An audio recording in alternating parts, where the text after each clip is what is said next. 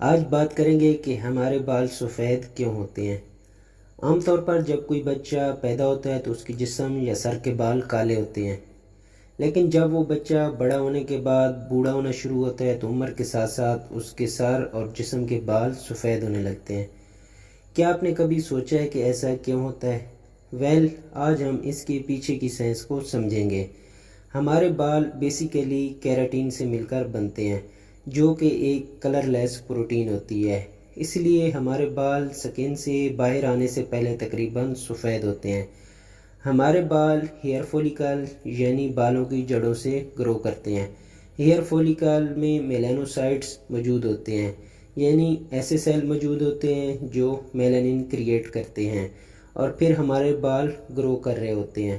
تو میلانین کیراٹین سیلز میں داخل ہو جاتا ہے اور اسی میلانین پگمنٹ کی وجہ سے ہمارے بالوں کا کلر سیاہ ہوتا ہے۔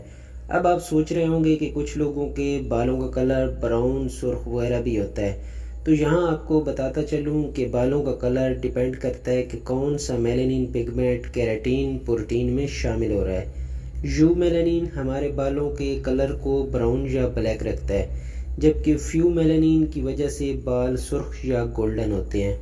تاہم جب ہم بوڑھے ہوتے ہیں تو میلانوسائٹس یعنی میلانین سے کریٹ کرنے والے سیل آہستہ آہستہ کام چھوڑ دیتے ہیں اور مرنا شروع ہو جاتے ہیں، جس کی وجہ سے میلانین پگمنٹ سے کریشن کم ہو جاتی ہے اور پھر میلانین نہ ہونے کی وجہ سے بالوں کا کلر سفید ہونا شروع ہو جاتا ہے۔